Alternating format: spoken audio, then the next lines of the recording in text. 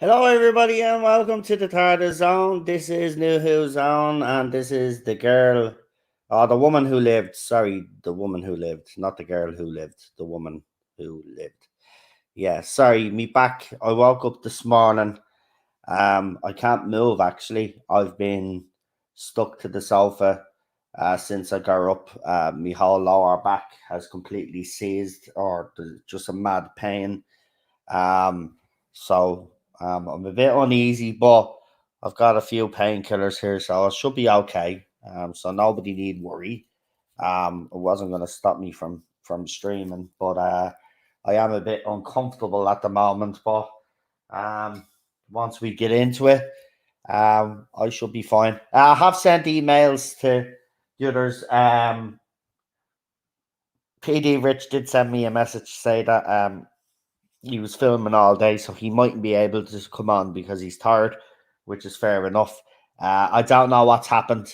What's happening with the other fella, Lee? I don't know if he's actually joining us because sometimes he doesn't turn up for New Who.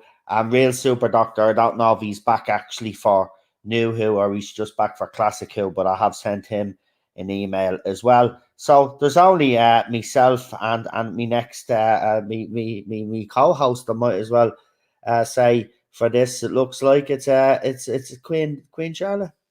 Hello, everybody. So I'm trying to sort what my angle is today. There you go. Oh, by the way, we are live on Twitter too. Oh, hello, Twitter. So this is what I'm going to do once a month.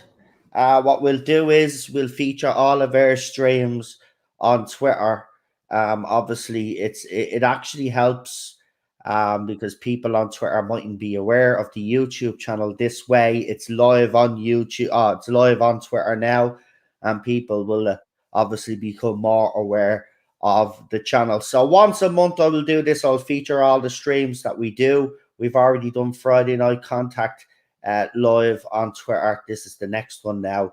We will do Classic Who, and then we will do the TARDIS Zone talks and finish off with Friday Night Contact again. We'll do Friday Night Contact again because that was good, and we got a good few people watching on Twitter. I think the Twitter one has been watched over 100 times, so That's good. that was good. So yeah, so welcome Twitter. Haven't subscribed to the TARDIS Zone official, please do, and come on in and join us. So what we do for these, for anybody that doesn't know, is we get our copy of the particular episode that we're doing. So it's episode 6 of Series 9. So if you have Series 9 sitting at home, get the episode The Woman Who Lived, whack it in your DVD player, your Blu-ray, PlayStation, whatever you watch your Doctor Who on, and get that episode ready. And what happens is Queen Charlotte here we'll do a countdown, and then as soon as she says go, we all press play together. We watch together. We don't put the episode up on screen because of you. No. But what we do is while we're watching, we will be discussing what we see and whatever opinions we actually have on it, and that's what we do for these ones. For classic ones, we just have a straight discussion about the episode, and I will be getting those trailers ready to go. I think the audio was just done today, so it's a bit of a rush on this one, but I will get them done. Hopefully, if my back is not completely um, broken, I'll be fine. But yeah, the worst thing you can get is an earache, toothache, and a backache. Yeah. Backache, because the backache is uncomfortable. You just Way there's to no fix it spot. Yeah, nicely. exactly. And there's no way you can sit. Like I did find a way earlier on to sit. Um and I was comfortable, but then after a while I had to I shifted a little bit, and then I ended up in more pain. It's just one of those things. I woke up in a very awkward position this morning, man. My head was hanging over the bed, me bleeding legs were hanging off the bed. My body was all contorted. It was Oh. like as if I was. It was like as if I was kidnapped by aliens, right? And experimented on all night, and then they just dropped me back. Dumped you. Yeah. Just dumped me. That'll do. All right, we're finished with this fella now. We're done. So yeah, it's just more annoying than anything else. The pain I can tolerate, except for toothache and earache. I hate those pains. But backache I can actually take to a certain extent, but it's just very uncomfortable. But let's get into this anyway. The girl who lived. So before we start, Queen Charlotte, we obviously watched the girl who died, or the woman who died. Sorry, last He week. makes it hard for us, Muffet, I sometimes with know, these yeah, titles. yeah, I know. The woman who died, and it was a bit of a mixed bag for that one, I think. When we had the panel on. See, this is the thing about we had a couple of other people on, but you know, people during the week, stuff happens, and then sometimes people can't turn up, which is a pity because it was a pretty mixed bag on the panel last week about the first episode. But me and Charlotte will be here, and we will do the second. You never know; the others might pop in as we get going, which usually sometimes happens as well because one of the panelists is notorious for being fashionably late. Let's just say. We've got Scottish Stavros and friends wrestle with pop culture Hi, Daniel. actually in the chat. So I want to acknowledge Daniel because he's reached his target of 300 subs, folks, on YouTube, and it's a great achievement. But also might I add, actually, because while I was going in, obviously he wrote up about and he's kind of celebrating, and I went into his account, his Twitter account. Something else I noticed as well: over 1,000 people following him on Twitter as well, and that's a huge achievement because I was nearly two away from 1,000. Yeah, 2 days ago, right? And I woke up the next day. I put a couple of tweets up with a few drinks on me, and I woke up and 10 people disappeared. Now I'm back up again. I'm 6 away from 1,000, but Daniel got to 1,000 bloody followers. See, Daniel, on people Twitter. do like Exactly. you on Twitter. Exactly. So I think that should be acknowledged because that's a big deal. So congratulations on that as well. So it's a double celebration for you. But you do deserve it, mate. As I said, you've worked hard. You're one of those honest people out there, and you definitely deserve to be in the limelight. Continue to do what you do because people love it. And don't ever doubt yourself again. You don't need. I don't think you do now anymore, which is great. I think you have the confidence now. You know that you're doing a good job. So keep doing what you're doing because we'll keep supporting you anyway. We're always here. You know that. Anyway, let's get into tonight's episode because I'm only messing. I have seen it before. We're going to pretend I didn't. But we've got to see what happens in the second part. Right? So let's get this going. So if everybody in the chat that is actually well, there's only one person in the chat. So Daniel, if you are ready, you know what to do. Press one, please. And for everybody else that's listening at the moment but isn't taking part in the chat, as soon as Charlotte does a countdown and says go, I don't do it properly. Charlotte does it better. Then we all press play together. So don't forget that. As soon as she says go, we press play together. So Charlotte, without any further ado, go ahead and do the countdown. Yep, so 5, 4, 3, 2, 1, go. And we're off. Now, I'm going to turn this down because I've noticed over the last couple of weeks that when I've been watching these episodes, they've been too loud and I haven't been able to hear anybody talk. So I've got it down to a nice volume now. Oh, that's good. So yeah, this kind of does start off. I have to say, I think I did say last week that I preferred this episode over the first one. Oh, we'll get more into it, but I was last week. I said it was better than I remembered the last episode. For me, it's the opposite this week. Have you watched it? Because I know sometimes you do watch some stuff and you'll watch it a second time when you come on here. Have you watched this today, or are you? Yeah. Yeah. Oh, I watched it again. Yeah. And yeah, you always do it that. got worse. That's the best way to do it, though, Charlotte, because then, you know, you might watch it the first time round like we all did and not notice certain things, and then watch it again and then again. That's why I watch things so many times, because you miss a lot of stuff. You never get everything. The more, like, sometimes little intricate stuff can go past your head a bit. Yeah. No, but I'll get more into it as we go along. But I actually felt this was worse on another viewing for me. Wow. Yeah. Right. Well, we'll get into why when we get to the part where you discuss it. But I do love Peter in this episode. Oh yeah, there's definitely good bits to it. I'm not going to deny there isn't. Yeah. But there was major story beats. I was like, oh god, I really don't like what they've done here. I promise I'll listen this time. I just love Peter's he's sarcasm, but at the same time he's just deliberately doing that, like to let him know I don't really care who you are, really, you know. But that's the thing, I think definitely in this season they'd managed to get that good balance of the comedy with Peter's doctor with the seriousness. I you agree. could tell they were very much finally starting to mesh those two aspects nicely.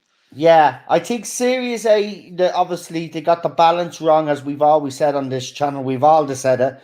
But you're right, Series 9, you could see they really had a handle on what they wanted his doctor to be. But I think Series 10, for me, is another step up again, because you got that whole dynamic with Bill Potts. Oh, yeah, you've got a way better companion and for him to bounce a way off. better companion with him.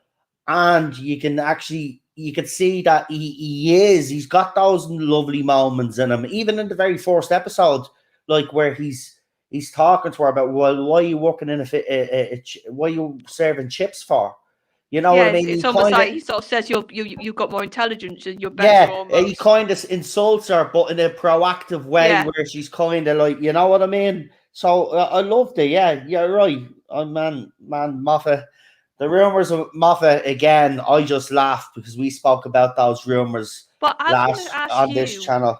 Like, is it fresh stuff that's made this happen, or is it just the same rumor that's sort of come back out? I don't know what's happening. It's like, I'm not just saying this, but it's like someone has gone back through me tweets or something, or is watching me YouTube videos and is reporting on it. I'm serious, man, because I put this out before anybody else. No, you did. I can't remember. We had Gorminator on the channel, if you remember, and he even spoke about it. So this is, to me, it's an old rumor, but for some weird reason, everybody's talking about if it's a new rumor. And it's not that's what I was seeing.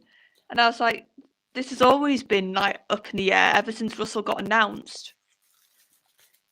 This isn't a rumor, man. This is what we put out ages ago. I hate it, man. I really do. But you know what? I won't dwell on it, because, you know, the end of the day, when I'm dead and buried and stuff, people will go back and look at my channel. They will see the things I were saying were true. So I've no worries there. Yeah, but I tell you what is interesting in this episode is obviously you have you have Peter's doctor without Clara. I think this is Yeah, the first time that yeah, they did this, which is interesting just as it's just for a different dynamic in an episode. yeah. I remember after this episode, though. I remember even after the first episode dropped, because obviously this is a two-parter. A lot of people were hoping that what's her face?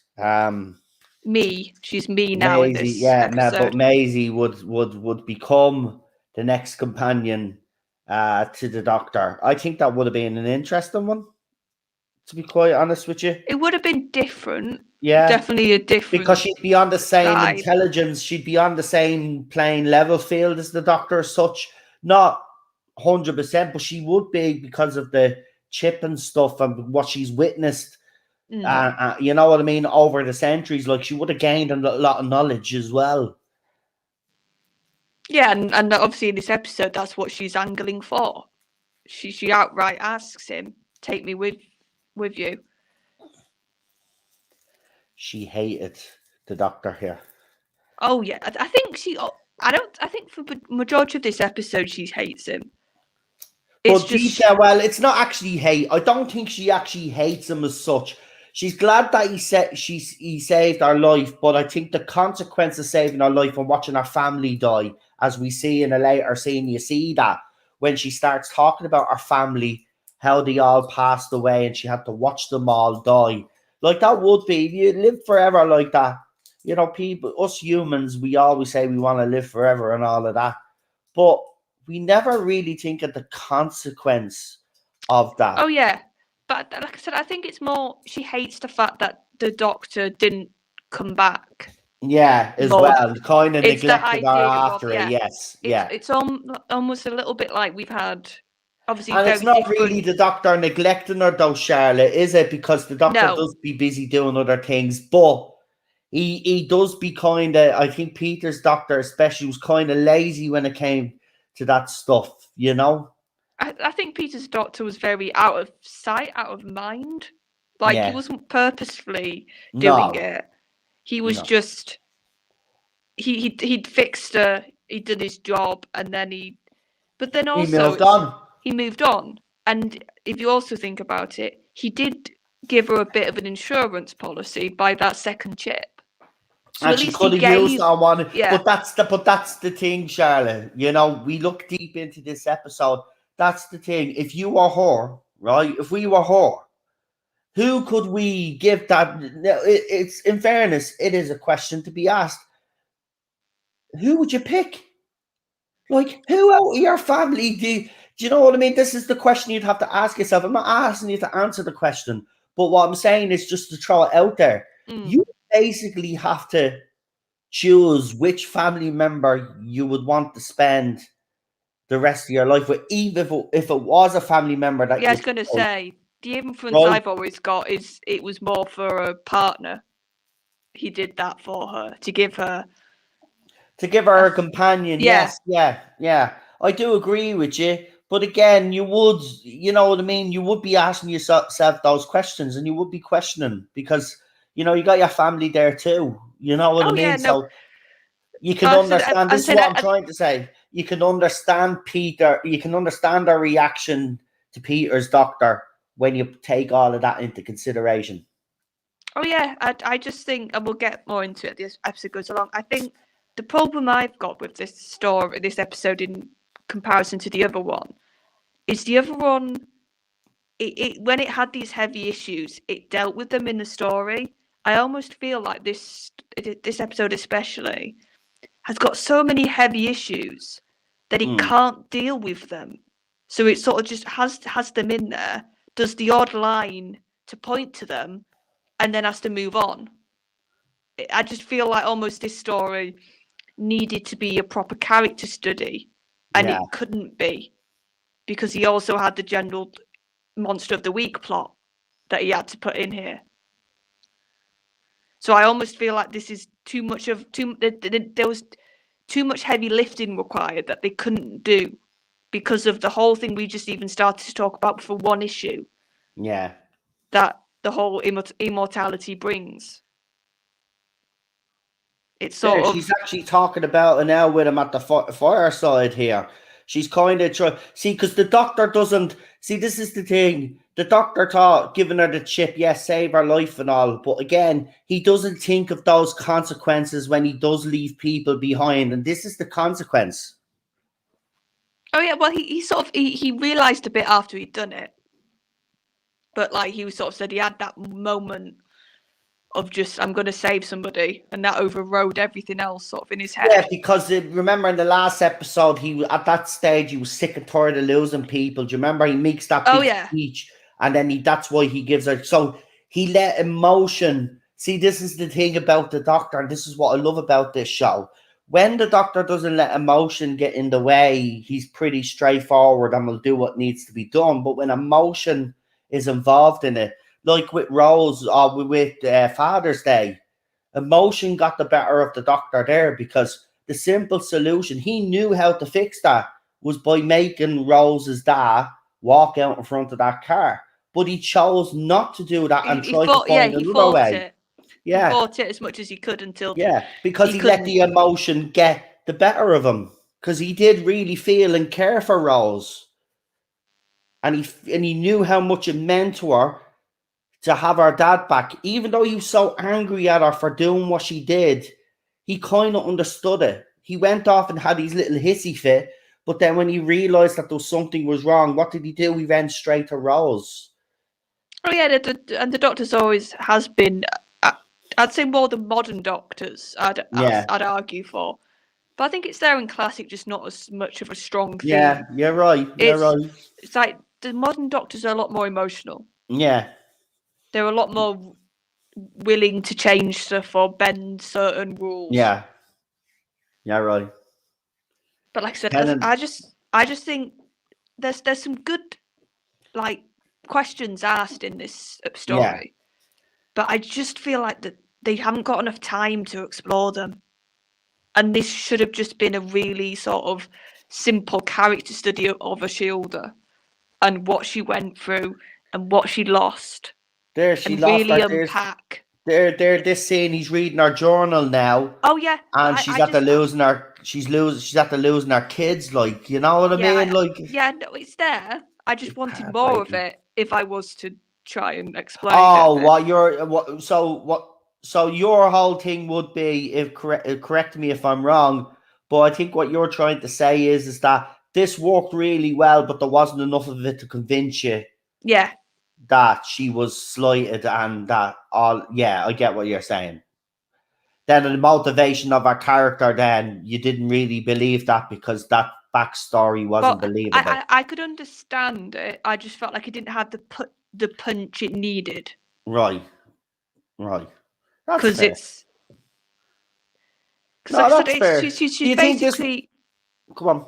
Because I know, because I was trying to think back to that scene with Jack and David Tennant's doctor, and I know it's just one scene when he's like in the chamber with the radiation. The Utopia episode, where he's talking to him about how did it feel like death and all of that.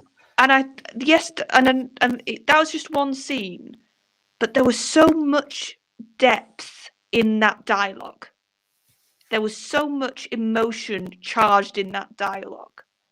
The descriptions of how the multiple ways he tried to end himself. And then Bauman's performance as well. You instantly got, God, this guy's been tortured for God knows how long in a sense, and he just hates his immortality now.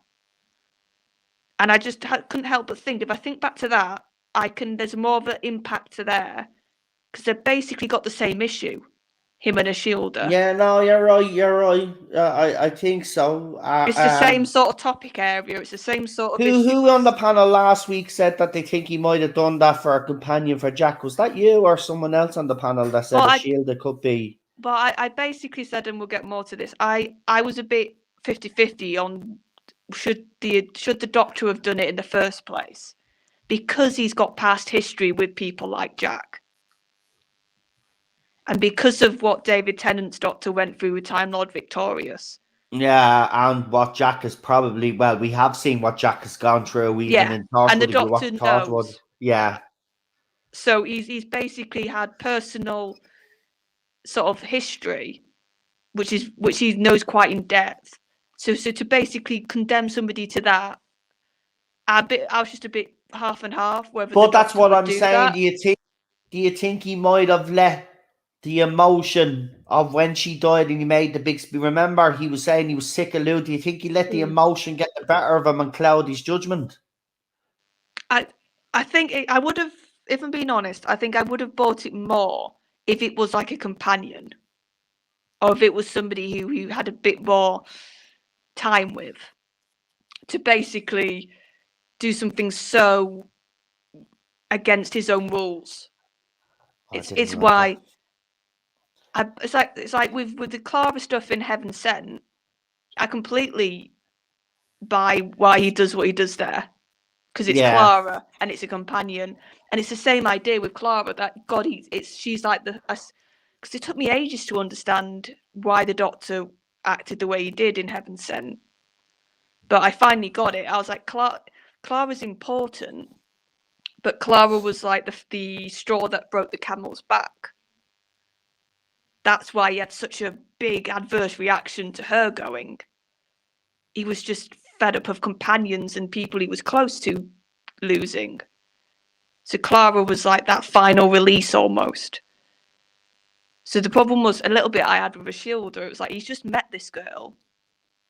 He knows what he's condemning her to, but he's doing it anyway. Even with the emotions, I understand it was a big, like, emotional moment. That's why I just think sometimes Moffat's era had brilliant ideas, but they couldn't quite fully write them to the full potential. And I just can't help but think a Shielder in general is a good potential idea. It's just never fully fleshed out.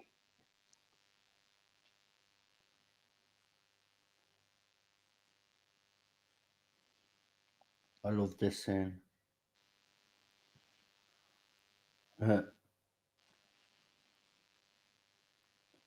He loved these purple colours, Moffat, didn't he? Everything was kind of purple and dark blue. And do you think she would have made a good companion if she had been fleshed out a bit more? I think it would depend about how she was what her acting direction would be a bit as well. I think she definitely would have had a lot of depth to her as a companion. She definitely would have had a very interesting backstory, and she would have been a very different type of companion. But if I was honestly, the only thing is also, and I don't know if this is just a personal thing, I sort of got a bit fed up of snarky females because Moffat had a certain way of writing snarky females, and she sort of fell into that trap. Because it's I don't know, like I said, if that's just her natural delivery or the way she's been told to act it. Mm.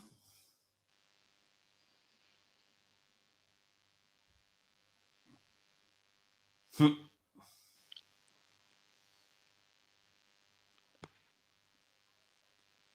music here is very good. It's very subtle, but Oh it's yeah. there.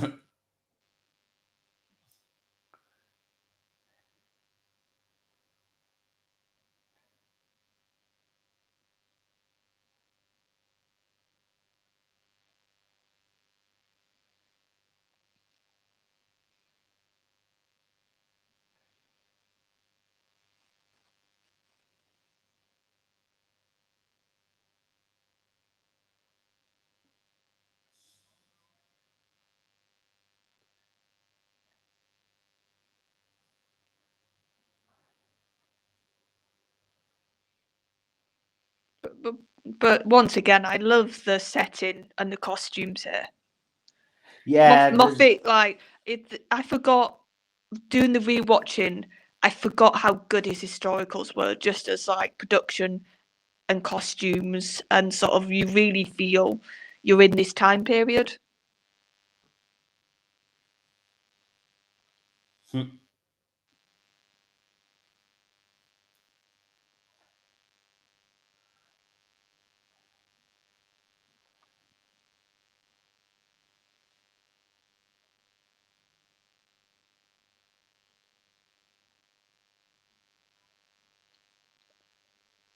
I mean, this dialogue I didn't like because this is supposed to be kind of a serious moment and an ambush, and it's kind of joking and banter.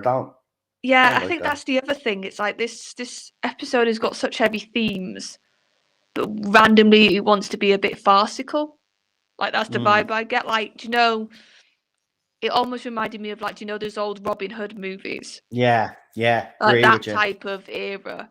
And Yeah, it's like, well, you've got really like a couple of scenes ago, she was mourning her dead children, and now it's like that whole stuff about banter, and it's like, maybe you shouldn't have these same things in the same episode.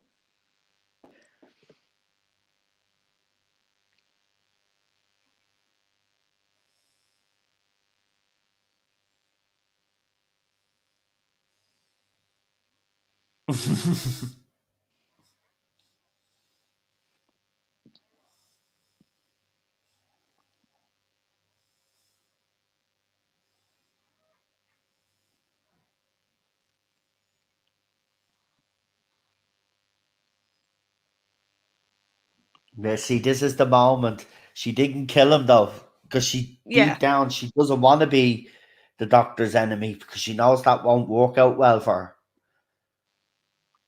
yeah, and I think I'm almost read it as she's still got a little tiny, she's still got some affection for him, Yeah,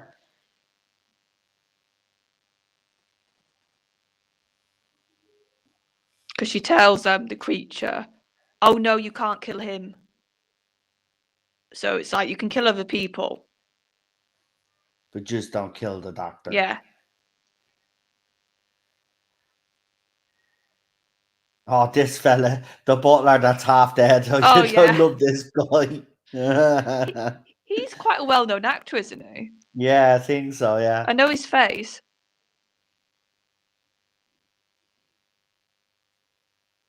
Oh, here's Clara. No, it's not Clara. No, I was going to say, you literally see her for like the last 5 minutes of this. Is that the same dress that Clara was? No, hers was red. Just red. There wasn't white any on it. Yeah, yeah. When she was the Victorian Clara. Oh, right, trying to work out if you were talking about that Robin Hood episode because she wore like a She proper wore a medieval red one in dress that as then. well, yeah.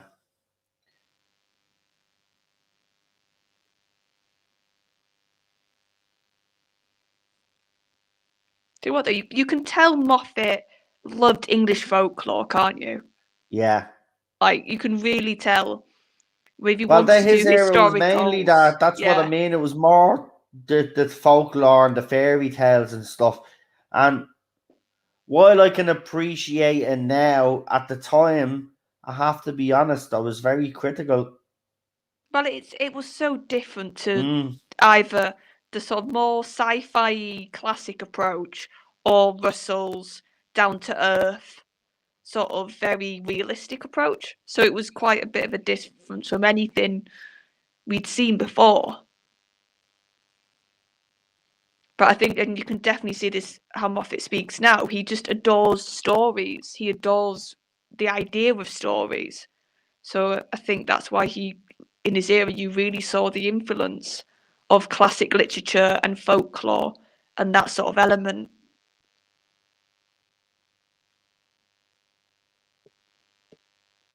oh, So I couldn't help but found it fitting that he was talking about the Doctor in the same breath as King Arthur, as Robin Hood, as Sherlock Holmes. He basically said he's the modern equivalent of all those figures.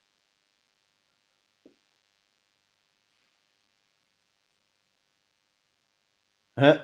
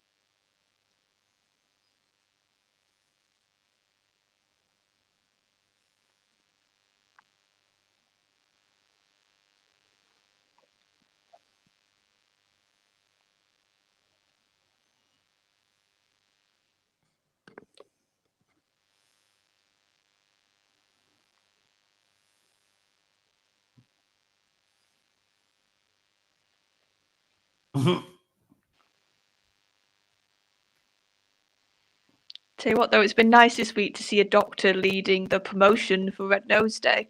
Yeah, can't Like, wait for Tennant's that. not just in one clip, he's basically the trailer, which I was like, oh, that's nice to Good. I see. hope we do get a trailer and some other reveals. I hope it just becomes a whole Doctor Who Well, like, spectacle.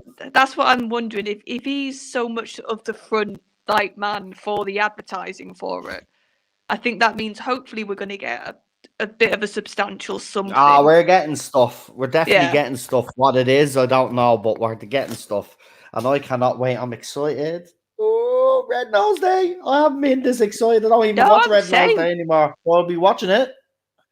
I'll be M- fecking watching. I might actually go live. My We'll mini see. hope is a proper trailer, because we've not had one yet, and a sketch of some description. No, I'd love a sketch, yeah. Yeah.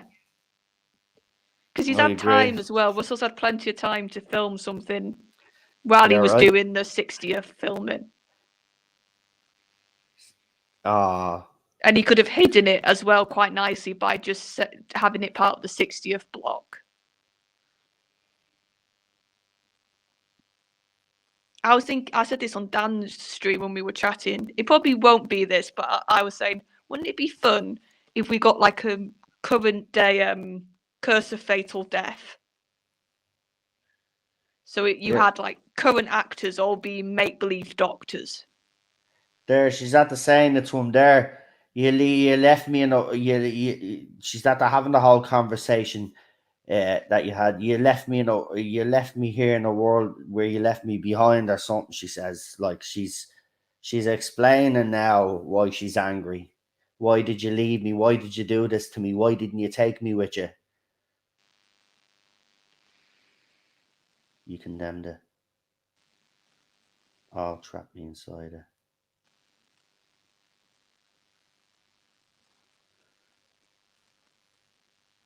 Lenny the lion. Lenny the fucking lion. Tell you what, it's a good. That looks like it's a proper prosthetic. I can't say that word. Like it's an actual proper costume, and it's a good costume. Oh, Even the that lion costume is fucking deadly, man. even the fire looks good when he breathes that. Yeah.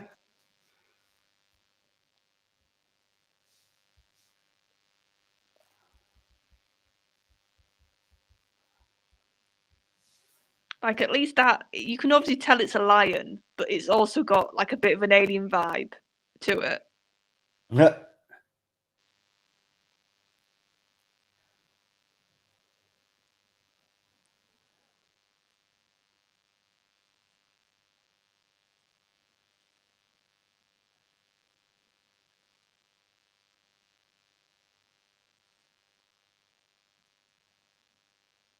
This is his sidekick, the doctor. And she has a wanted poster. I forgot about the wanted poster.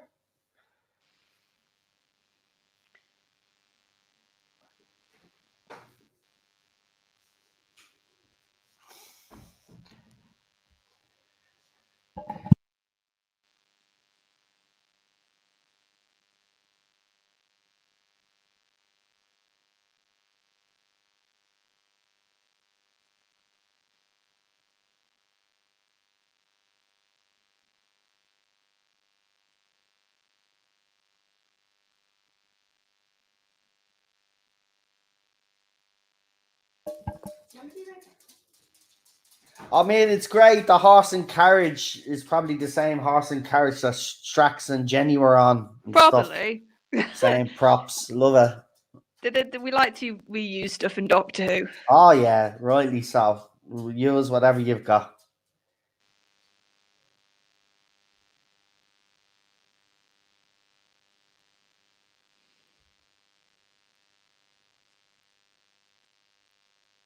It's like the more I think about it, the more I find it crazy that Moffat didn't give us like a companion from the past.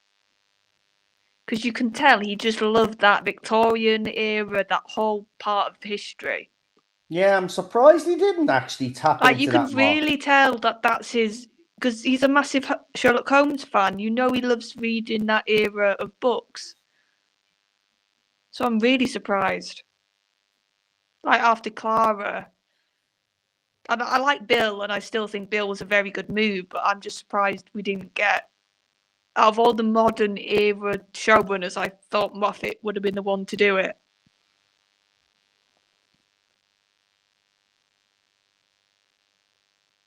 Yeah.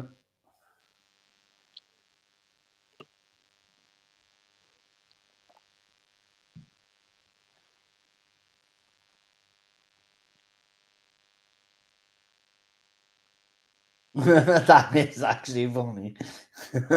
Imagine if you said that hanging. Oh my god. Well, this is literally that whole thing about gallows humor, isn't it? Taken to the absolute extreme. I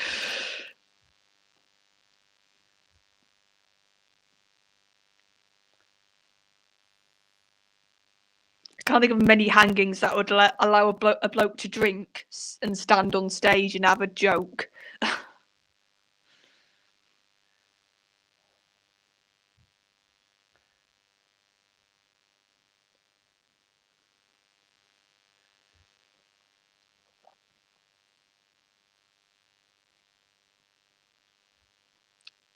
Hi, Legend. Thanks for popping in.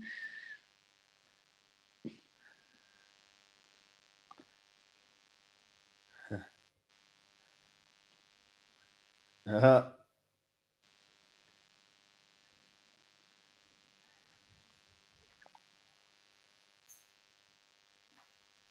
So what? I'm pretty sure it's Rufus Hound, isn't it, who plays Sparrow Yeah, Sam? He plays a good part. That's to give credit where it's he due. does. He does.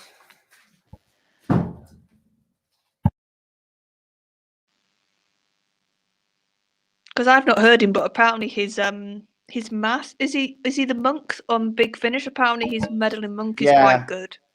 yeah. Okay, that's. I'll sort you out now, missus, in a minute. I'm just live streaming. Mommy's not a dog.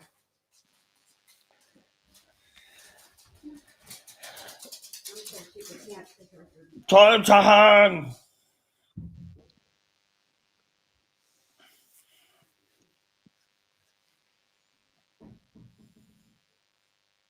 Well, his thing, hangings were literally public entertainment in these days. It was literally like you bring your family to watch as like a family outing. Is that the doctor?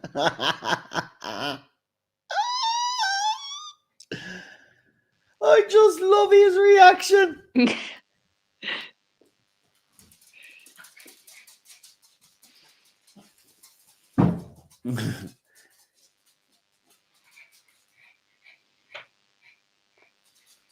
He's so holy farts, doesn't.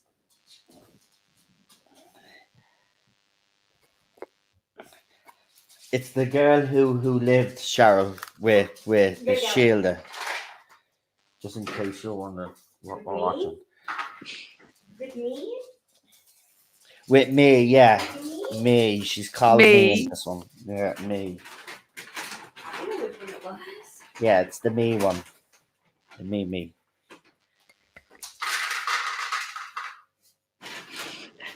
No, did you just squee? Legend just said. No, I think that was a laughter. Legend. No, that wasn't me. Did I? Did I? No. You made a bit of a. I think it was you laughing, but it almost sounded like a Oh, it squeak. was that, yeah. This is the missus. She's tried to figure out what we were watching. And the painkillers are kicking in now, so That makes sense.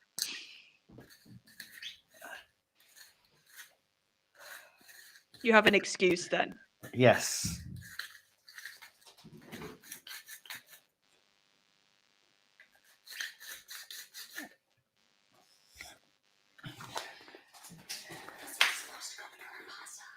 Oh yeah, I'll put it in the pasta tomorrow.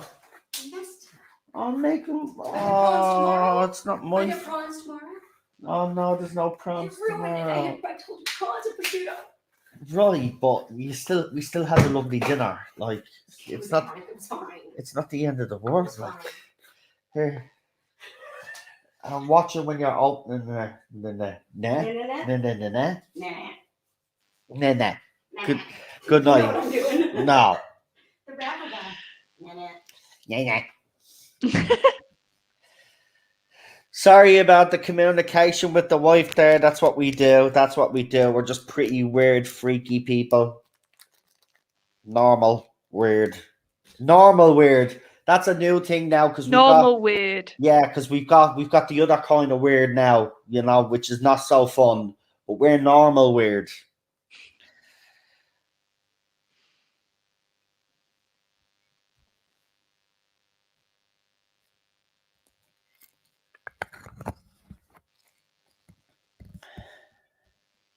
See, she did come good, I have to say. Yeah, no, she But eventually got over I agree with herself. Charlotte here now. I've been watching this, and I have to be honest. I think this needed another part. I think this definitely should have been fleshed out more in 3 parts. To be quite honest with you. Well, like I said, this episode, if you take away the Monster of the Week stuff, and it could have just been a pure character thing of her.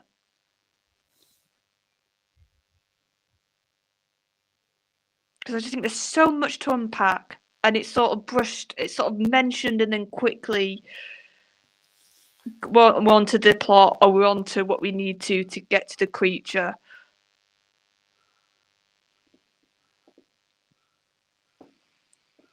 I think my favourite scene is like right near the end for that stuff because it's a lovely little conversation they have, and you can tell it's the doctor trying to sort of advise her a bit to not be so hung up on the immortality aspect, just try and enjoy life.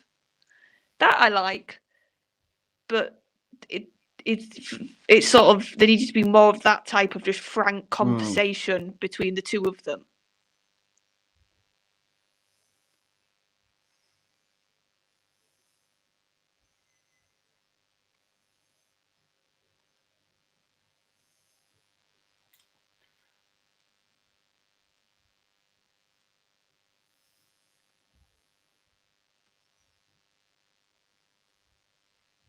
They tell him, if I remember, don't they, that he can live forever.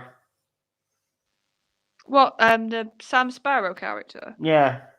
I think the doctor basically says he thinks he's not immortal because the process that killed him sort of used the chip's immortality, but it did bring him alive. All right. From what I can, but then I think he sort of in the next breath was like, I might not be sure of that, so he could be immortal. I think it's a bit left open in the air about him.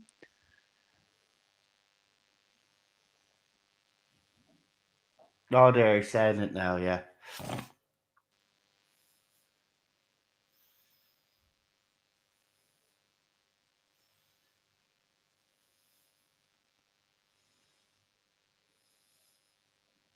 That's like watching it again. I couldn't help but think that whole line she uses for why she didn't pick somebody. It was a bit of bad dialogue because she just said, "Oh, nobody's good enough," which almost sounds selfish, like a bit like, "Oh, nobody was good enough for her." But we can sort of tell underneath what she meant by that. But because the dialogue was just one line, not worded that nicely, you could almost because a bit of her sort of she, in a sense, has self-imposed her loneliness by not picking somebody, which is what the doctor wanted her to do. And like you can said, obviously, if you think about it, God, that's a hard decision. Yeah. But that's never addressed in the actual I dialogue agree. or the plot. That's what I mean. It should have been a bit long. That's what I'm saying. I think I agree with you. But do you notice the music that's playing in the background? It's a cross between Matt Smith's music and yeah, and, it and did make me think of Matt a little bit. Because he does mention Jack in a minute. So I'm like, right, so you mentioned Jack, and I just think Jack should have been a big reason why you didn't do this.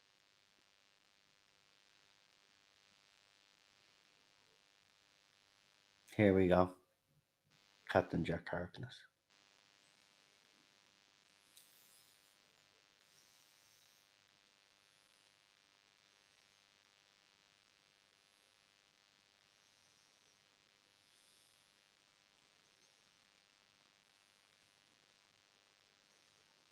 Because the difference is, like, when Rose did what she did, she had no idea what the consequences were for Jack. She was so, like, empowered by the TARDIS, and she sort of just thought, oh, well, I'm going to bring him back to life because that's what I want to do. She didn't think, God, because I've got this much power, it's going to be forever. But the Doctor knew. So that's what I'm saying. It's like Jack was an accident by somebody, but the Doctor fully saw the consequences and even got told quite bluntly the consequences. So I found it a bit odd that should have been a massive reason why he didn't do it. But in this episode, they mentioned Jack. So it's like, well, so that should that not have been something in your head when you were doing what you did last episode?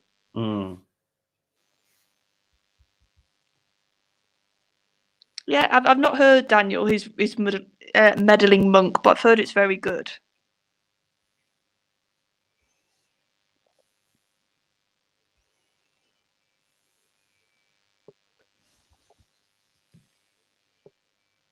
Because I think if the new show, obviously, I don't know what Russell's era, or whatever we're going to end up calling it, I think that would be a good shout if Russell wanted to bring back the monk or those sort of legacy characters we've not seen for a long time.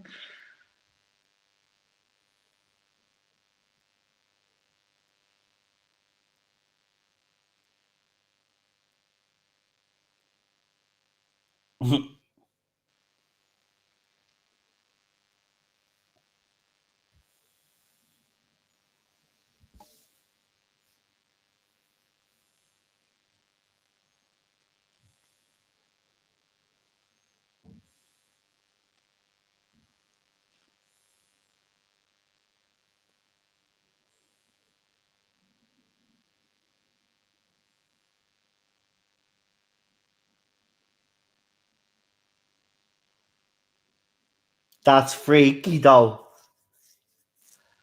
What she's what? Yeah, that she's The in the way back she of was the staring, picture. yeah, in the background, and this is freaky.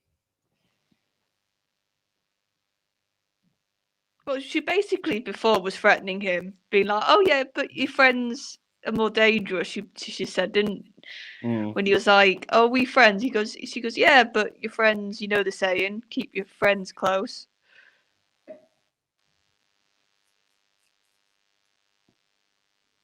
Wow.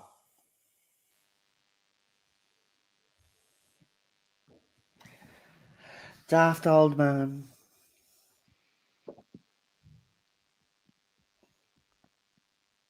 Woo.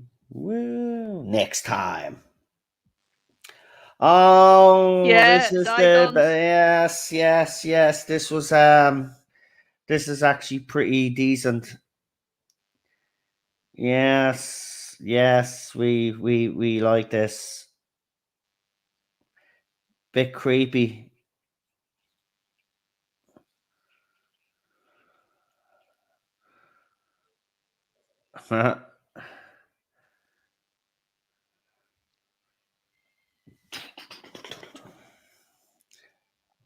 Anyway, that's next week, Zygons.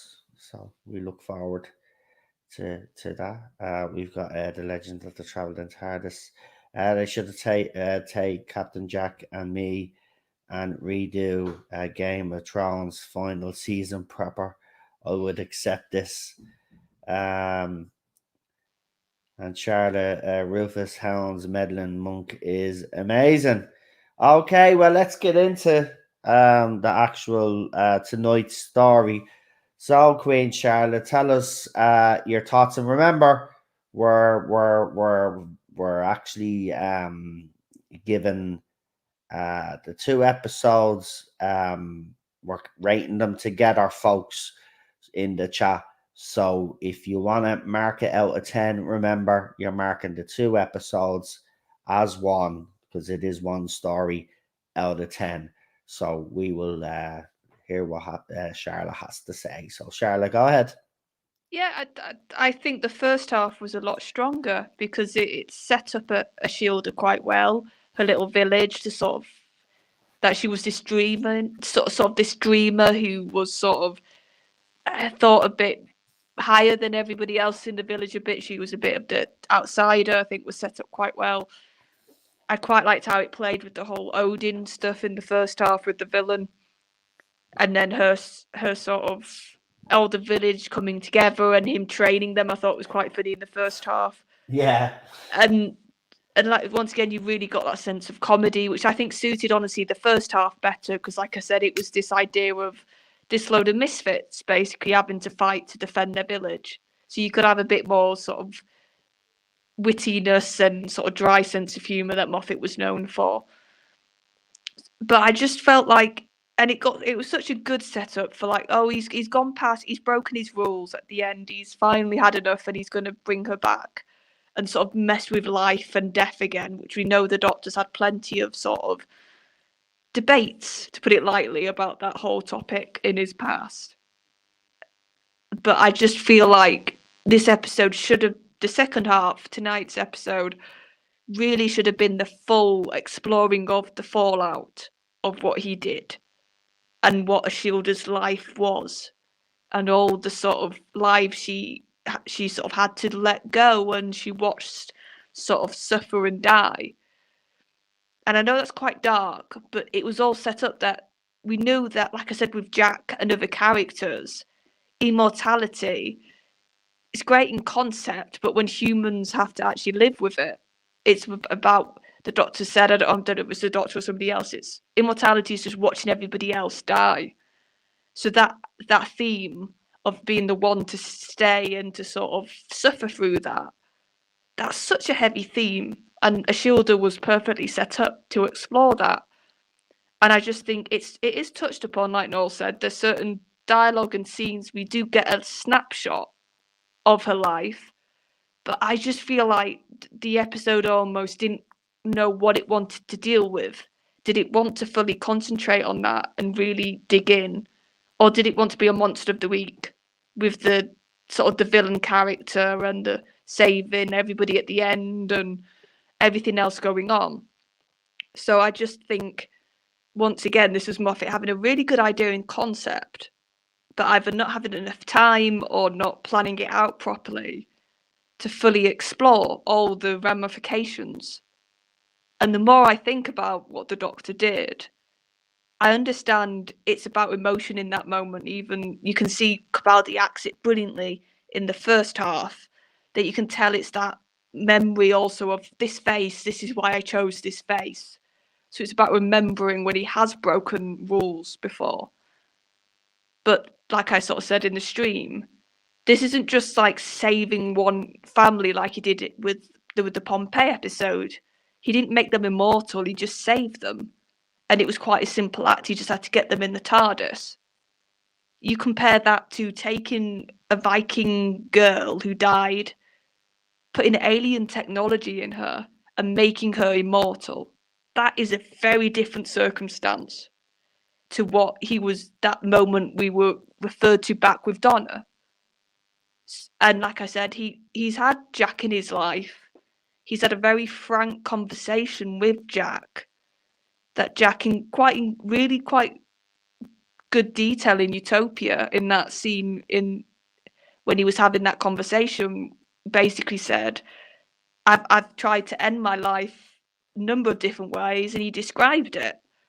So it was very clear that Jack was sort of saying to the Doctor, I'm sort of blaming you, and I've not wanted this life. It's not been a blessing in the slightest. It's been a curse, is the vibe I've always got from that scene.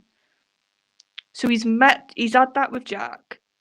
And then with Time Lord Victorious, that was another more, I would say that's more of a direct sort of comparison, because he did try and cheat death. He had that doctor, I can't quite remember her name, and he knew she was going to die, and he took her out of that. And he basically got told, and he had that same idea of, I'm not going to follow the rules of time bend to me. And he thought, I'm not going to think about consequences, and she did die. And he even caused her to be the reason why she died, not just a freak accident. So he's had very sort of stark history with this theme of messing with life and death.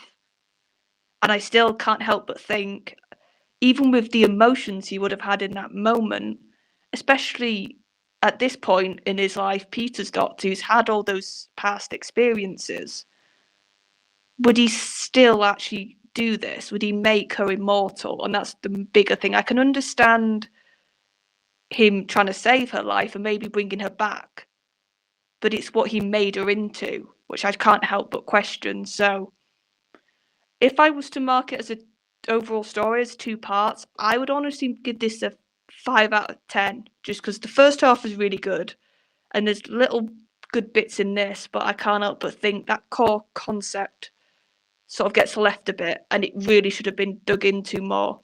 And with the Doctor's history, would he do what he did? So if I was to, so that's sort of my thoughts. So I'd give it a 5 out of 10 as an overall 2-parter.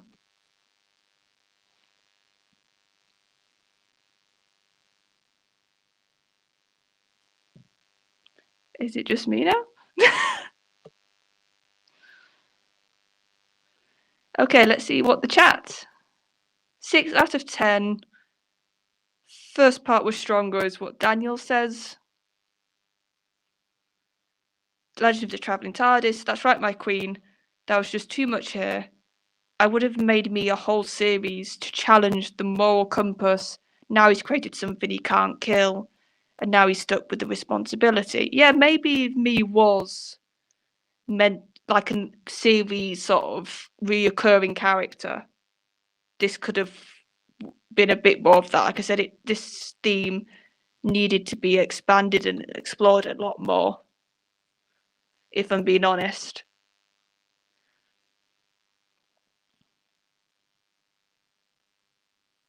So Moffat did this. You can tell probably when he was planning his series and his ideas, he had lots of really good ideas. And to challenge the Doctor, Legend, this maybe for her to be like that reoccurring sort of conscious and that reoccurring theme to just make the Doctor sort of go, sometimes do I do the right thing? Are my adventures and what my actions are, do they actually create good? Or do I create some things sometimes worse than what even my enemies are?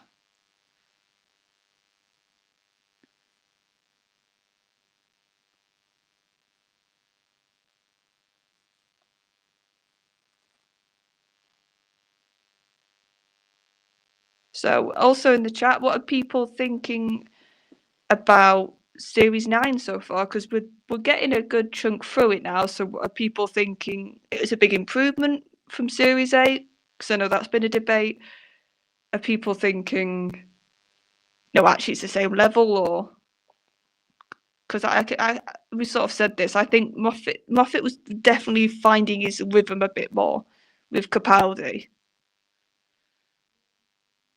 So responsibility and should have been his companion, a true companion. That would have been far more, and now you have two immortals in different stories and plots. When me challenges him. Yeah, I never thought of that, but maybe, yeah, her being a companion, a semi-companion even, like a Jack. Or a River who sort of is there for so many episodes then goes for a bit.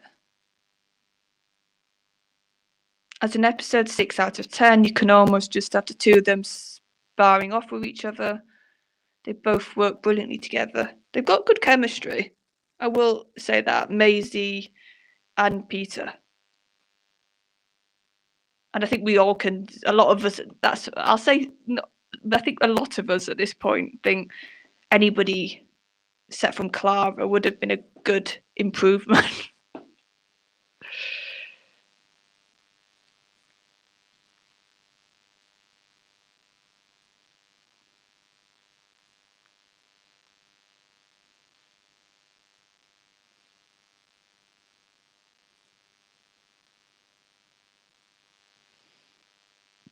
So like we said, for news, we've got the Red Nose Day coming up, which I'm very excited about. I'm so happy Doctor Who is back being a part of a big BBC event, because the current era we've just gone through, it was nowhere, whether it was Children in Need or Comic Relief Day or anything like that. So it's very nice to see Doctor Who back. And I really hope we get a sketch. I know that might be a lot to ask for, but I think Russell knows these events do so well if they've got sketches and very sort of extra content. So I'm hoping that means we might get something Doctor Who, because the 10 isn't just been in one trailer, he's basically been fronting most of the promotion in the UK for Red Nose Day. Yeah, Legend is traveling TARDIS. I would have kicked Clara out, ready to focus on me. Yeah, because like Rory and Amy did half a season, didn't they? And then they left. So Moffat did do that setup before, that companions would always leave at the end of a series. They'd do a little bit of one and then go.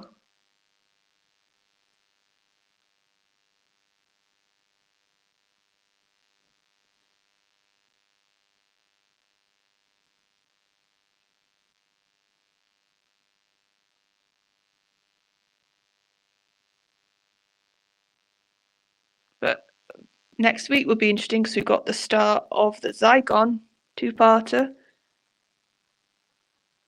And it's been a while since I've actually watched the episodes. Well, I know the speech. I think everybody knows the speech. So it's been a while since I've actually watched the episodes, so that'd be interesting. Legend says, I'm curious how they do Red Nose Day.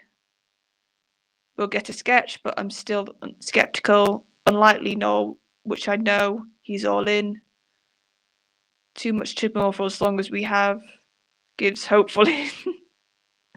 That's the thing. Just having Doctor Who there as a presence is a marked difference already. So anything extra is really an extra at this point. Probably the easiest thing would be for them to do a trailer, because it's a big. They know what it's not. It doesn't get as many views as it used to, but it still will get a good amount of views. So putting a trailer out on that night will create buzz. And we haven't got a proper trailer yet. We've had little snippets.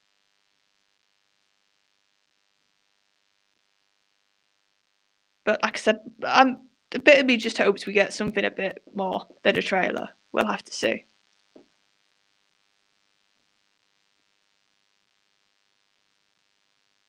What?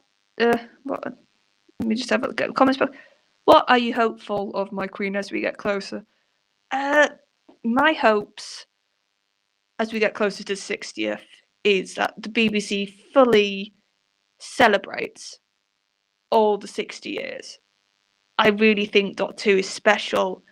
I can't think of any other shows that's got that much history, that much legacy, and that much variety when it comes to stories and actors and different types of genres, different eras I've looked at. So if I'm trying to think of just in general, because I've got very different hopes for the 60th specials, I hope in general we get a real celebration. I know this sounds, I'd love to have a proper like sort of show just going through all the eras, just as a nice little, and getting lots of like ex-writers to come and talk, and just to get that real feeling of this is what we've achieved, and to sort of show how Doctor Who has changed, because it has changed so much from the 60s, like from Bill's initial run. And I like I said, just seeing Tennant promoting Red Nose Day got me smiling, because it's like Doctor Who's got a presence again. So that's my hope. And that, like, they put on events as well, I think, because if anything, the fandom needs to go back together. It sort of needs that time to sort of to put our differences aside, put whatever we thought about Chibnall and Co to one side, and just learn to sort of get on and remind ourselves what we love about this show. So that's another thing that I hope that the BBC really fosters now, and tries, and it'll take a while. I'm not saying it's going to magically heal all the rifts, but I'm hoping the BBC does a bit of a want to try and fix that a tiny bit. Not like Confidential would be nice, but I'm just saying I'd love a proper documentary, if anything else. Just a proper, like this, like I said, to get lots of proper,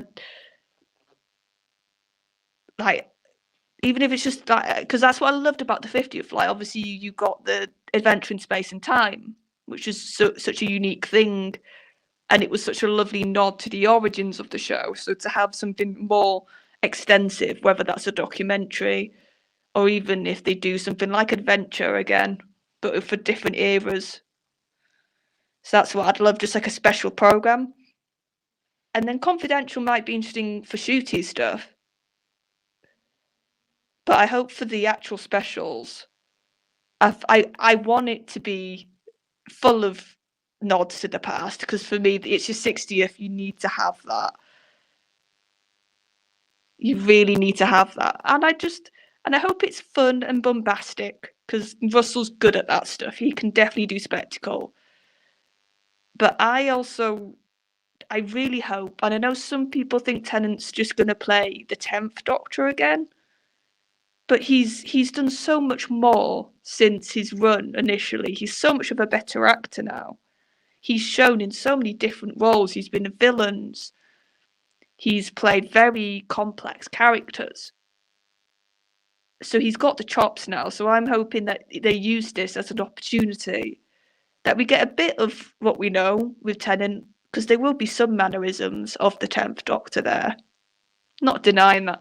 But I just hope we get Tennant being allowed to almost have another go at the Doctor again and bring something new. And I think there's plenty of just stuff we know already, like, why is this face again? Why is he regenerated into Tennant? Because that's not normal. There's plenty of stuff that you could go into him just sort of really trying to work out. Why on earth did the regeneration from Jodie go the way it did? Especially if we've got a character like we all suspect, the Toymaker, really playing with him. And that's another thing. I hope we get that sort of villain, that sort of, not like this cackling villain, just a really like thoughtful, methodical, really messing with the Doctor's head type of villain. That's what I'm hoping Neil Patrick Harris does that. And then, but I am a little bit cautious with the Donna thing, because I know some fans really found her sort of series 4 ending really traumatic and sad, but I actually think that's what made it powerful. That yes, she did lose a lot because she had to save her life, and I sort of don't want Russell to bring her back and then to fix all that. I think that there's power sometimes in having that sadder ending and having that more traumatic ending to a companion. So I think, so that's my only real worry, I think, at the moment with the 60th, was the Donna aspect. But I want it to be this big, bombastic.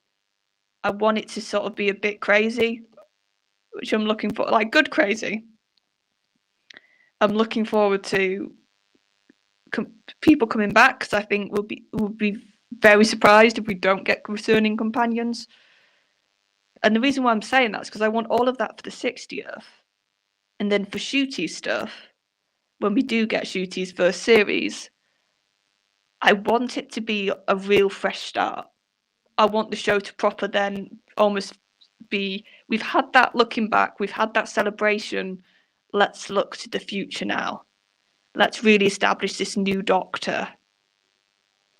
And I think Shooty needs to have that space to really establish himself, because I think there's, with Tennant, we sort of know when we can trust Tennant. We can trust that he's going to give a good performance. Shooty, we don't know that yet. So I think he really does need to have that space to breathe and to prove himself. Because all we've had is one clip. And like I've said, I've got a feeling that clip we've seen in the trailer for Shooty is quite fresh regeneration, is my thought. Because he's wearing Tennant's clothes. So I want him to have that space to be something different. And I just think Shooty, for the best chance for him to have that, Russell can't be constantly looking to the past. He needs to be writing fresh stuff for a fresh Doctor with like different types of storylines, but still have the quality and enough that we recognise it as Doctor Who. Because you can have that. We were saying with Matt's Doctor, it felt very different, but you could still tell that that was the Doctor as soon as he finished the 11th hour, his first episode. He convinced a lot of people, because there was a lot of people against Matt, and I think people do forget that a bit because of he was coming after Tennant, and so many people were not ready to let go of Tennant. So that's what I think. The 60th needs to be a celebration. It needs to be reminding almost of what we love, with a little bit, with enough new sprinkled in, with Neil Patrick Harris. I think it's clever that Russell hasn't gone with an obvious villain. It looks like we're getting, if it is the Celestial Toymaker, it is almost like a new villain, because we've not seen that character for so long. But I've got a feeling we will get certain villains popping back up that we know. But I think it's clever that they've led with Neil Patrick Harris, because I think the 60th needs to have enough new energy about it that it can't just be, oh, here's the Daleks again, here's the Master again, here's the Cybermen again.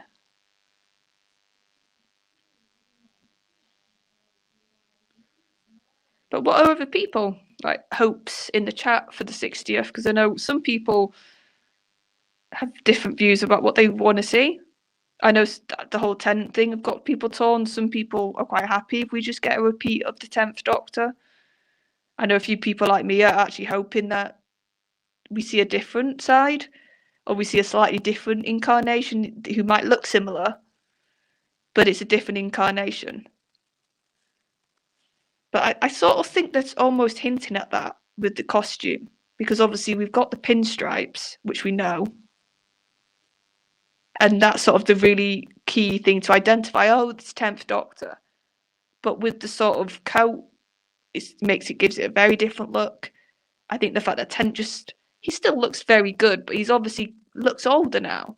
He doesn't look as fresh faced because he can't as he did first time around, and I think that definitely gives the 14th Doctor a different look.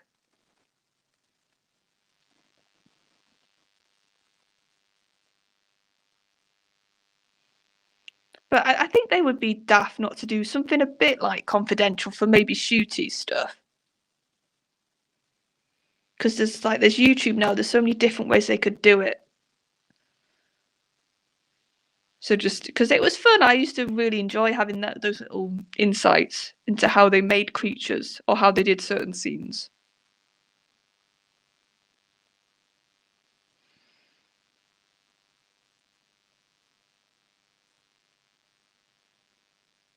Just see if I missed anything. So Scottish Davros, still not a fan of Series 9. Moffat paints himself into a corner. This series with the hybrid, but I do like Heaven Sent though. But apart from that, it's naff. Yeah, the hybrid, obviously, we sort of will get into that soon.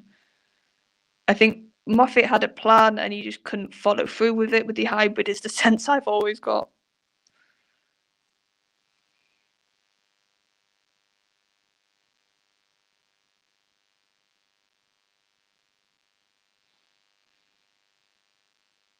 Because he sort of did that with Matt's stuff with the silence. Like he came back to it, but you almost felt like there should have been more with Matt's ending and how his doctor went.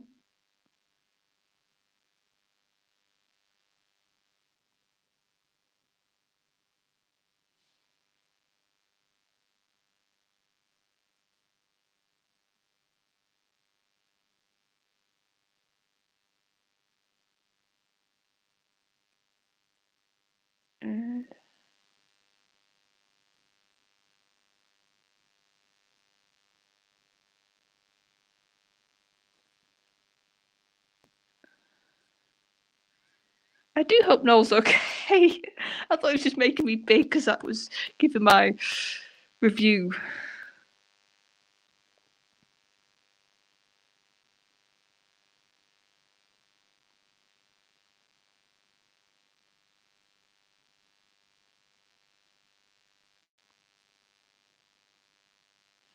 So for folks for the week, you can see scrolling down the bottom, we've got obviously New Who on Mondays, and next week we're going to be starting the Zygon two-parter, and then Tuesday nights it's members chat. So if you're a member and to see what Noel is talking about that week, Wednesdays it's classic, and I want to say it's Colony. I could be wrong. But I know it's a Pertwee, but I can't quite remember which Pertwee it is we're doing this week. And that's quite different setup, and it's nice just to have a pure discussion. And then you can listen to whatever wacky stories of the news the lads talk about on Fridays on Contact.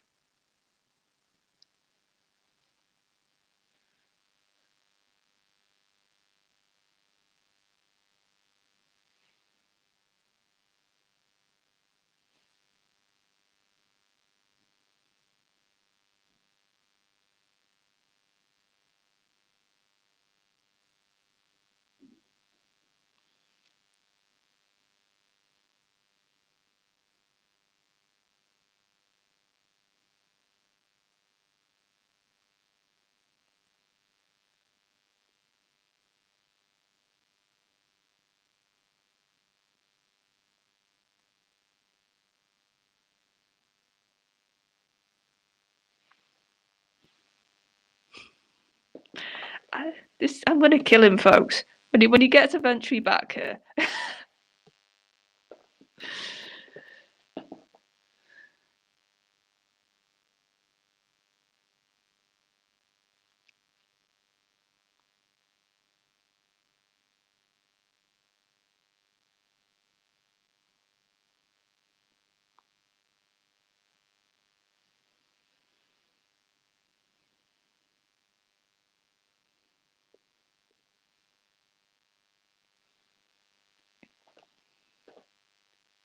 Okay, I'm going to mute myself because I'm going to just put a message in the private chat, everybody.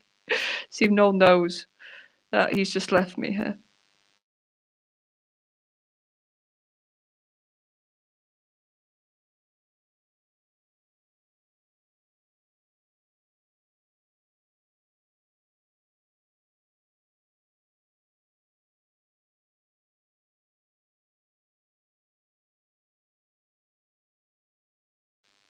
Right. Let's see if he sees that.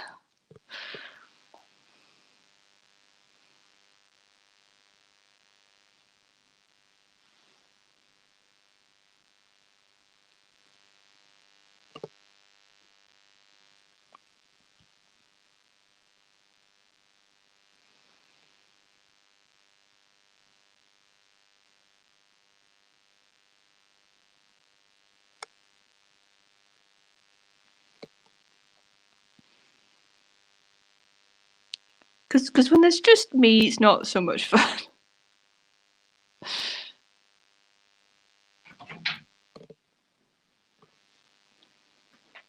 Thanks.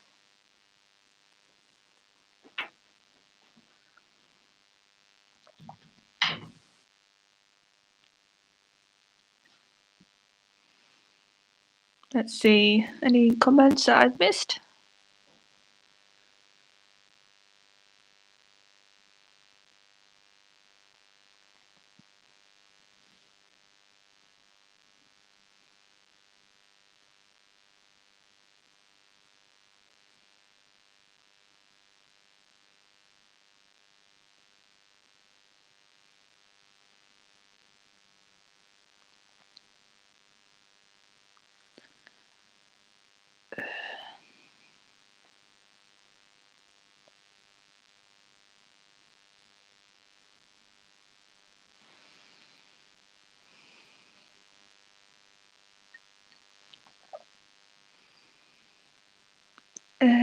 Let's see.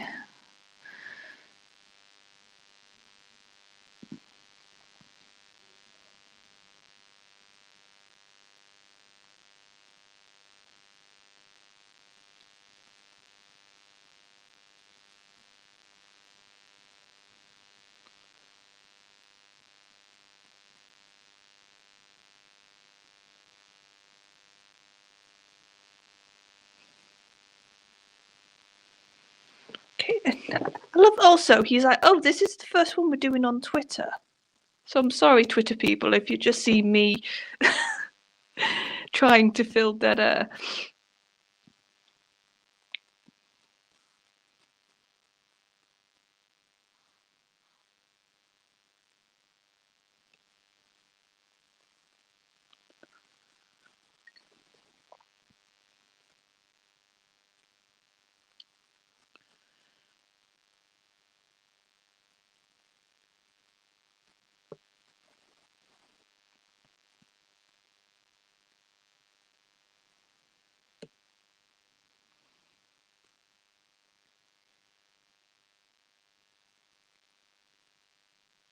But thank you for being in the chat, folks. So thank you to Daniel, thank you to Legend, and if we've got people watching who are just lurking, thank you very much. No, I'm not being the most entertaining person right now.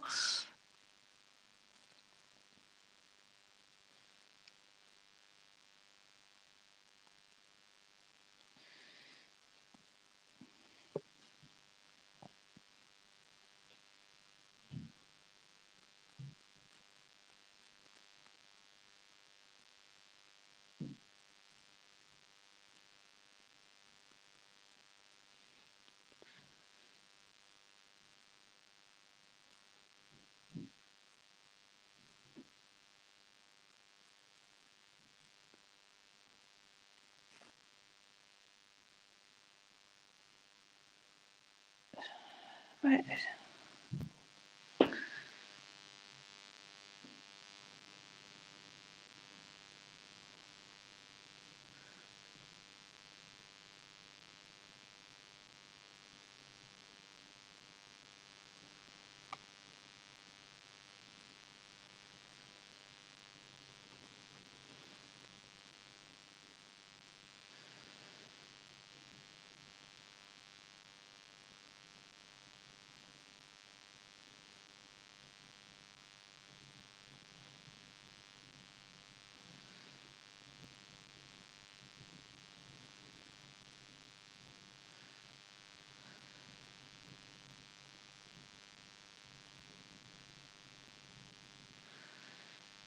Yeah, I do not know what's going on.